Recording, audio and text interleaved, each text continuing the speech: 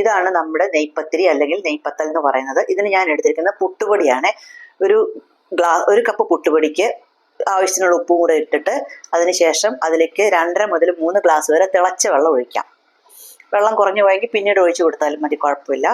എന്നിട്ട് അതൊരു 15 മിനിറ്റ് മുതൽ അരമണിക്കൂർ വരെ നമുക്ക് അടച്ചു വെച്ചേക്കാം. മിനിമം 15 മിനിറ്റ് എങ്കിലും വെക്കണം. ഇനി തേങ്ങ റെഡിയാക്കണം. 1 കപ്പ് പുട്ടുപൊടിക്ക് 1 കപ്പ് തേങ്ങ അല്ലെങ്കിൽ 1/2 കപ്പ് മുതൽ 3/4 കപ്പ് വരെ എടുത്താലും മതി, കുഴപ്പമില്ല. തേങ്ങയിലേക്ക് ഒരു 5-6 ചെറിയ ഉള്ളി ഇടണം. അതിനുശേഷം നമുക്ക് വേണ്ട ജീരകമാണ്. ജീരകവും 1/4 ടീസ്പൂൺ ഒക്കെ മതിയാവും. 1/4 ടീസ്പൂൺ ജീരകം ഇടുക.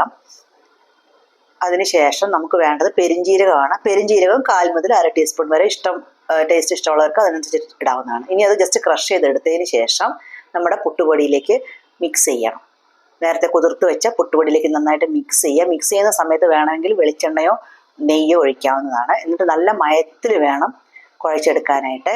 ഇതുപോലെ കുറച്ച് കട്ടിയിൽ തന്നെ വേണം, തീരെ അങ്ങ് വെള്ളം പോലെ ആവരുത്. എന്നിട്ട് ചപ്പാത്തിയുടെ സൈസിൽ ഉരുട്ടി വെച്ചതിന് ശേഷം പ്രസ് ചെയ്തെടുക്കുക. പൂരി പ്രസ്സിലോ അല്ലെങ്കിൽ കൈ വെച്ച് ചിലവർ പ്രസ് ചെയ്യാറുണ്ട്. കാരണം ഒരുപാട് തിന്നാവരുത്, കുറച്ച് തിക്നെസ്സോട് കൂടി തന്നെ വേണം ഇത് എടുക്കാനായിട്ട്. തിളച്ച എണ്ണയിലേക്ക് ഇട്ട് കൊടുക്കാം. പിന്നെ ഇത് എണ്ണയിലേക്ക് ഇട്ട ഉടനെ പൂരി പൊങ്ങി വരുന്ന പോലെ ഉടനെ പൊങ്ങി വരില്ല, കുറച്ച് സമയം എടുത്തിട്ട് മാത്രമേ പൊങ്ങി വരുള്ളൂ. എന്നിട്ട് മുഴുവൻ പൊങ്ങി വന്നതിന് ശേഷം മാത്രം മറിച്ചിടുക. എന്നിട്ട് പിന്നെ 1-2 പ്രാവശ്യം അങ്ങോട്ടും ഇങ്ങോട്ടും മറിച്ചിടുമ്പോഴത്തേക്കും ലൈറ്റ് ബ്രൗൺ ആവാൻ തുടങ്ങുമ്പോഴേക്കും തന്നെ കോരിയെടുക്കുക. ഒരു പൊടി പോലും എണ്ണ കുടിക്കാറില്ല. നല്ല പരുവത്തിൽ മിക്സ് ചെയ്ത് എടുത്തു കഴിഞ്ഞാൽ എണ്ണ കുടിക്കാത്ത നല്ല നെയ്പത്തൽ നമുക്ക് കിട്ടും. നല്ല ടേസ്റ്റി ആയിട്ടുള്ള, ഉള്ളിൽ സോഫ്റ്റാണ്, പുറമേ ക്രിസ്പിയാണ്. അപ്പോൾ റെസിപ്പിയൊക്കെ എല്ലാവരും കണ്ടല്ലോ അല്ലേ? വളരെ സിമ്പിളാണെന്ന് മനസ്സിലായല്ലോ. ഇതുവരെ ഉണ്ടാക്കി നോക്കാത്തവരുണ്ടെങ്കിൽ ഒന്ന് ഉണ്ടാക്കി നോക്കണം. ഈ മെത്തേഡിൽ ഒന്ന് ഉണ്ടാക്കി നോക്കണം. വളരെ എളുപ്പത്തിൽ ഉണ്ടാക്കാവുന്നതാണ്. എല്ലാവരുടെ വീട്ടിലും അവൈലബിൾ ആയിട്ടുള്ള പുട്ടുപൊടിയും ഒക്കെ തന്നെ ഇതിന് വേണ്ട ആവശ്യമുള്ളൂ.